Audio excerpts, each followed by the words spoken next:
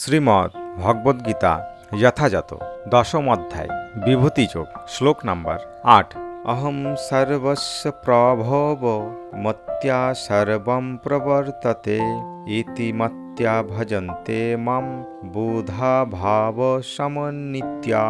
শব্দার্থ: অহম আমি, সর্বস্ব সকলের, প্রভাব উপস্থিতির হেতু, মত্ত আমার থেকে, সর্বম সবকিছু, প্রবৃত্ততে প্রবর্তিত হয়, ইতি এভাবে, মত্তা জেনে, ভজন্তে ভজন করেন, মামও আমাকে, বুধা পণ্ডিতগণ, ভাবসন্নিতা ভাবযুক্ত হয়ে। অনুবাদ: আমি জড় ও চেতন জগতের সবকিছুর উৎস, সবকিছু আমার থেকেই প্রবৃত্ত হয়।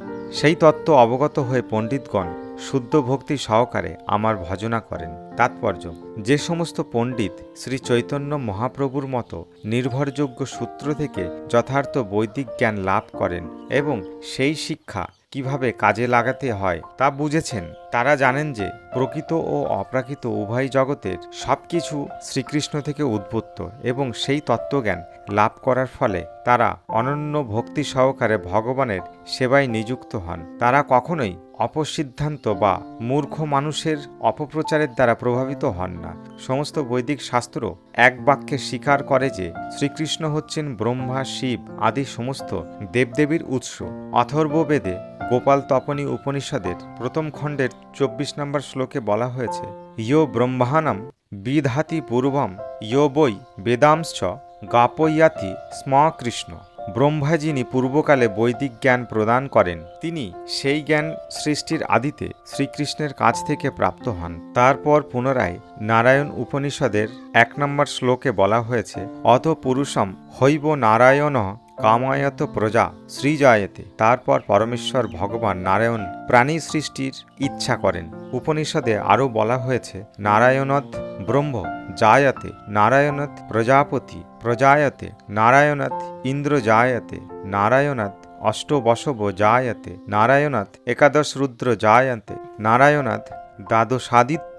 নারায়ণ হতে ব্রহ্মার জন্ম হয়, নারায়ণ হতে প্রজাপতির জন্ম হয়, নারায়ণ হতে ইন্দ্রের জন্ম হয়, নারায়ণ হতে অষ্টবসুর জন্ম হয়, নারায়ণ থেকে একাদশ রুদ্রের জন্ম হয় এবং নারায়ণ থেকে দ্বাদশ আদিত্যের জন্ম হয়। এই নারায়ণ হচ্ছেন শ্রীকৃষ্ণের স্বয়ংস্ব প্রকাশ।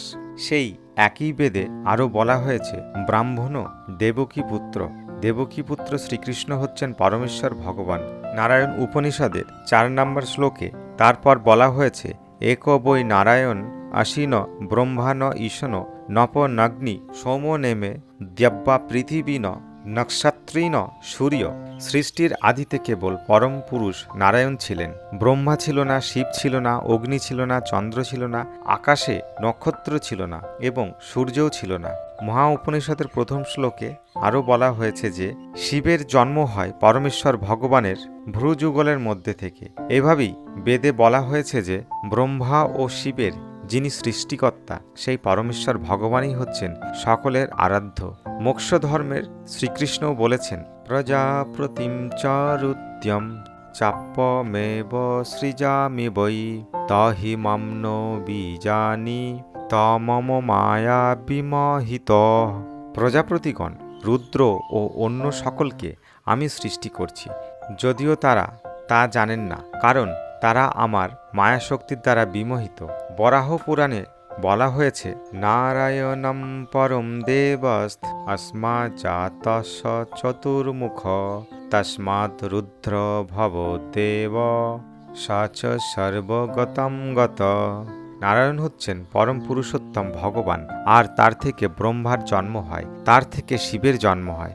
শ্রীকৃষ্ণ হচ্ছেন সমস্ত সৃষ্টির উৎস এবং তাকে বলা হয় সবকিছুর নিমিত্তি কারণ। তিনি বলেছেন, যেহেতু সবকিছু আমার থেকে সৃষ্টি হয়েছে, তাই আমি সবকিছুর আদি উৎস, সবকিছুই আমার অধীন, আমার উপরে কেউ নেই। শ্রীকৃষ্ণ ছাড়া পরম নিয়ন্তা আর কেউ নেই। সদ্গুরু ও বৈদিক শাস্ত্র থেকে শ্রীকৃষ্ণ সম্বন্ধে যিনি এই জ্ঞান লাভ করেন, তিনি তার সমস্ত শক্তি কৃষ্ণ ভাবনায় নিয়োজিত করেন এবং তিনিই হচ্ছেন যথার্থ জ্ঞানী। তার তুলনায় অন্য সকলে যারা কৃষ্ণ তত্ত্বজ্ঞান যথাযথভাবে লাভ করেনি, তারা নিতান্তই মূর্খ।